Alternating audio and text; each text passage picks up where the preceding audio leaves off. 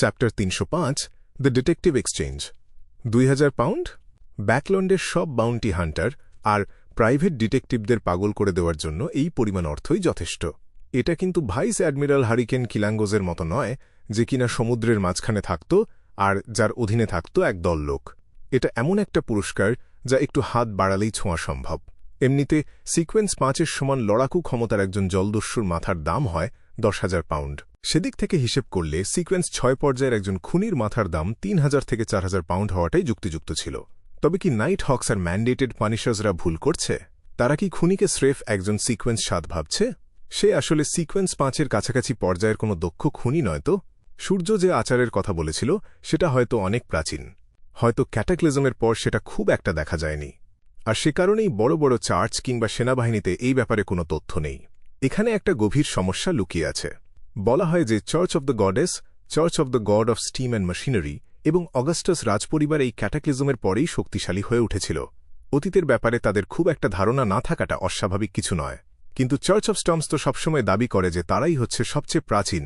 তবে কি তাদের সেই প্রাচীন সময়টা শয়তানদের আবিসে ফিরে যাওয়ার পরের কোনো সময়কে বোঝায়? আইসেনগার্ড স্ট্যান্টনের কথা শোনার পর শার্লকের মাথায় প্রথম যে চিন্তাটা আসল সেটা হলো এই পুরস্কারের পরিমাণ। এরপর তার মন কল্পনায় ডুব দিয়ে নানা দিকে ডালপালা মেলতে শুরু করল। তোমার মতামত কি? শার্লক মরিয়ার্টিকে অন্যমনস্ক হতে দেখে আইসেনগার্ড তাকে একটু তাড়া দিলেন। আমার মতামত? শার্লক অর্থাৎ ক্লাইন মুহূর্তের জন্য থমকে গেল। একজন সাধারণ প্রাইভেট ডিটেকটিভ হলে সে নিশ্চয়ই রাজি হয়ে যেত। পুরস্কারের লোভে তো বটেই, সাথে সামনে থাকা এই বিখ্যাত গোয়েন্দার সাথে খাতির করার সুযোগটাও কেউ হাতছাড়া করতে চাইত না।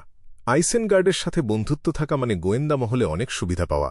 সমস্যাটা হল ক্লাইন কোনো সাধারণ প্রাইভেট ডিটেকটিভ ছিল না। সে চিন্তায় পড়ে গেল যে তদন্তের কাজ করতে গিয়ে সে আবার নাইট হক্সদের সামনে পড়ে যাবে না তো?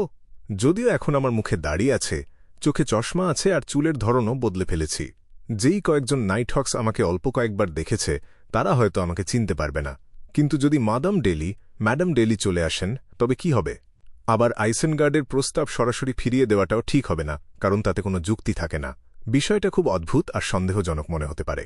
তাছাড়া আমি নিজেও চাই ওই ডেভিলকে যত দ্রুত সম্ভব ধরে ফেলতে, নয়তো কে জানে আরও কত নির্দোষ মেয়ে প্রাণ হারাবে।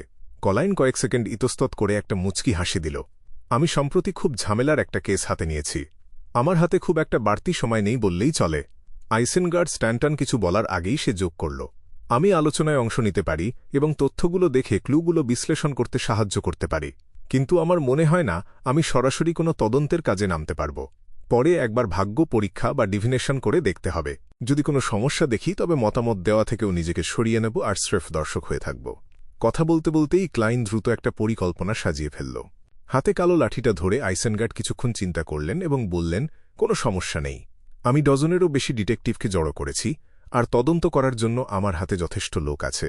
তোমার যে গুণটা আমাকে সবচেয়ে বেশি মুগ্ধ করেছে সেটা হলো তোমার চমৎকার বিচার বুদ্ধি আর বিশ্লেষণ ক্ষমতা। আমার মতো এত রিসোর্স না থাকা সত্ত্বেও তুমি ইস্ট বালাম ডক আর ডক ইউনিয়ন পর্যন্ত পৌঁছে গিয়েছিলে। যদি আমরা অপরাধীকে ধরতে পারি আর পুরস্কারের টাকাটা পাই তবে আমি সবার অবদান অনুযায়ী পাওনা বুঝিয়ে দেব। আমার উপর বিশ্বাস রাখতে পারো, এই পেশায় আমার যথেষ্ট সুনাম আছে। ঠিক আছে, আশা করি আমাদের এই অংশীদারিত্ব আনন্দদায়ক হবে। ক্লাইন তার ডান হাত বাড়িয়ে দিল এবং হ্যান্ডশেক করার সময় আইসেনগার্ডের হাতের তালুর শুষ্ক উষ্ণতা অনুভব করল।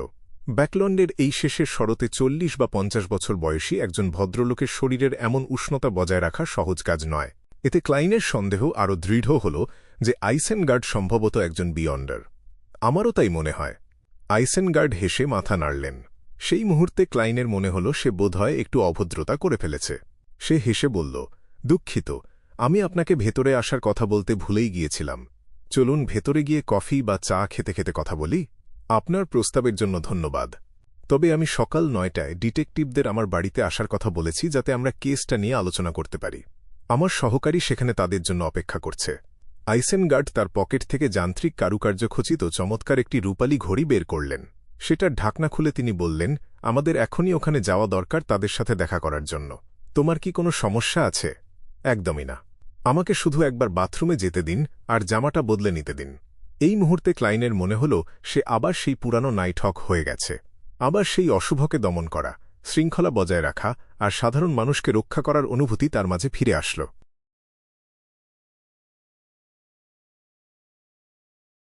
বাথরুমে গিয়ে ক্লাইন সেই ধূসর কুয়াশার ওপরে গেল এবং ডিভিনেশনের মাধ্যমে একটা ইতিবাচক উত্তর পেল। সে দ্রুত বাস্তব জগতে ফিরে আসল, কোট আর টুপি পরল, লাঠিটা হাতে নিল এবং আইসেনগার্ডের সাথে একটা ভাড়ার ঘোড়ার গাড়িতে গিয়ে বসল।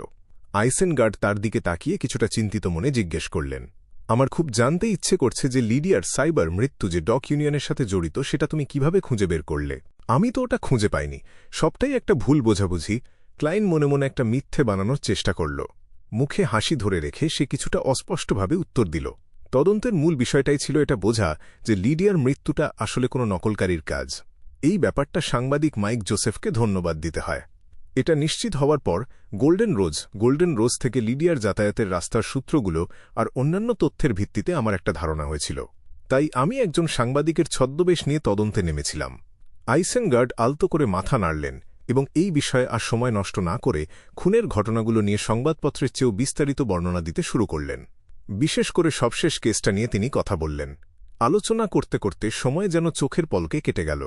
ঘোড়ার গাড়িটি হিলস্টন বড় একটা কিছুটা পুরনো ভবনের সামনে এসে থামল।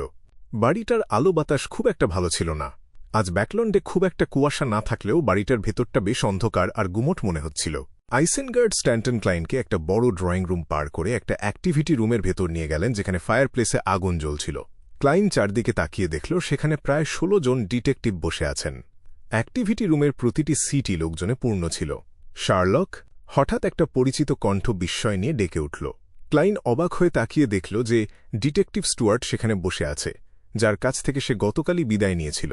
সে ভালো করে চারদিকে তাকিয়ে ডিটেকটিভ কাসলানাকেও চিনতে পারল, যে অ্যাডোলকে পাহারা দিচ্ছিল। সাথে তার সহকারী লিডিয়াও ছিল। কি চমৎকার কাকতালীয় ব্যাপার!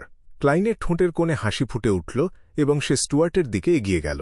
স্টুয়ার্ট একটু সরে গিয়ে তার সিটের অর্ধেকটা খালি করে দিল এবং পিঠ চাপড়ে বলল, হয়তো এটা কাকতালীয় নয়। আমি একটা ম্যাগাজিনে পড়েছিলাম যে সিনক্রোনিসিটি নামের একটা মানসিক ব্যাপার আছে। কোনো কিছুর কথা ভাবলে নাকি সেটা ঘটে যায়। হাহা, মজা করছি। এই পর্যায়ে আইসেনগার্ড উপস্থিত ডিটেকটিভদের সাথে ক্লাইনের পরিচয় করিয়ে দিলেন। ইনি হলেন মিস্টার শার্লক মরিয়ার্টি, একজন অত্যন্ত দক্ষ ডিটেকটিভ। তার এই প্রশংসার পর কাসলানা আর বাকিরা ক্লাইনের দিকে অনেক বেশি ভরসা নিয়ে তাকাল। তারা বিশ্বাস করল যে সে আসলেও একজন জাঁদরেল প্রাইভেট ডিটেকটিভ। ক্লাইন মাথা নেড়ে অভিবাদন জানিয়ে স্টুয়ার্টের পাশে বসল এবং ক্যাজুয়ালি জিজ্ঞেস করল, তোমার সেই কাজটা কি শেষ হয়ে গেছে? হ্যাঁ, অ্যাডোলের অবস্থা এখন আগের চেয়ে ভালো। আর তার সেই খারাপ সঙ্গীদের সাথেও কিছু একটা ঘটেছে, যার ফলে তারা আর তাকে ভয় দেখাতে পারছে না। তাই আমাদের কাজও শেষ হয়ে গেছে। স্টুয়ার্ট হেসে বলল, আমি ভাবছিলাম কয়েকদিন বিশ্রাম নেব, কিন্তু মিস্টার স্ট্যান্টন ডাকলেন বলে চলে আসলাম। আসলে এটা ভালোই হয়েছে, কারণ আমি রহস্যময় আর অদ্ভুত সব কেস নিতে একদমই পছন্দ করি না। অদ্ভুত বলতে আমি সেই সব ঘটনার কথা বলছি যেখানে ভৌতিক কোনো ব্যাপার থাকে। তার চেয়ে আমি খুনের কেস সমাধান করতে অনেক বেশি পছন্দ করি। একজন সহকারী তাদের সবাইকে চা আর কফি দিয়ে গেল এবং তথ্যগুলো বিলিয়ে দিল। আইসেনগার্ড একটা হেলান দেওয়া চেয়ারে বসলেন এবং তার পাইপটা বের করে ধীরে ধীরে ঘষতে লাগলেন। আমার মনে হয় না ইদানিংকালের এই ধারাবাহিক খুনের ঘটনাগুলোর কথা তোমাদের অজানা। এই কেসটা নিয়ে তোমাদের মাথায় কি কোনো চিন্তা আসছে? নির্দ্বিধায় বলো, যাতে আমরা এটা নিয়ে আলোচনা করতে পারি। স্টুয়ার্ট, যার চেহারাটা বেশ রোগা আর সরু গোঁফ আছে, সে সবার আগে হাত তুলল। আমি মাত্র তথ্যগুলো পড়ে দেখলাম যে পুলিশ কিন্তু ভিকটিমদের পরিচয়ের ভিত্তিতে তদন্ত শুরুই করেনি। আমি বিশ্বাস করি না যে একজন খুনি স্রেফ চোখ দিয়ে দেখেই বুঝে ফেলবে যে মেয়েটি একসময় পথচারী তরুণী ছিল কিনা। নিশ্চয়ই সে তাদের সাথে যোগাযোগ করেছিল। এটা এত বড় একটা ক্লু, অথচ পুলিশ সেটা এড়িয়ে গেল। ঈশ্বর, এটা ভাবাই যায় না। ওই খুনি সম্ভবত স্রেফ চোখ দিয়েই ভিকটিমকে চিনতে পেরেছিল। ক্লাইন মনে মনে বিড়বিড় করল। অধিকাংশ প্রাইভেট ডিটেকটিভ স্টুয়ার্টের এই সন্দেহের সাথে একমত হল।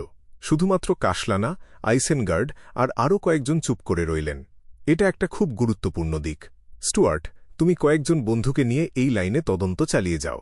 আলোচনা একটু থামলে আইসেনগার্ড শান্তভাবে তার মন্তব্য জানালেন। এরপর অনেকক্ষণ ধরে ডিটেকটিভরা নিজেদের মধ্যে তর্ক করল, চিৎকার করে একে অপরের কথার প্রতিবাদ করল। মাঝে মাঝে কেউ কেউ উঠে পায়চারি করতে শুরু করল, যাতে চিন্তাগুলো গুছিয়ে নেওয়া যায়। এই পুরোটা সময় ক্লাইন চুপচাপ সব শুনল, কিন্তু কোনো মন্তব্য করল না। যখন আলোচনা প্রায় শেষের দিকে, তখন সে হঠাৎ হাত তুলল। আমি গত ২০ বছরের ব্যাকলন্ড এবং পুরো রাজ্যের অমীমাংসিত ধারাবাহিক খুনের কেসগুলোর তথ্য চাই।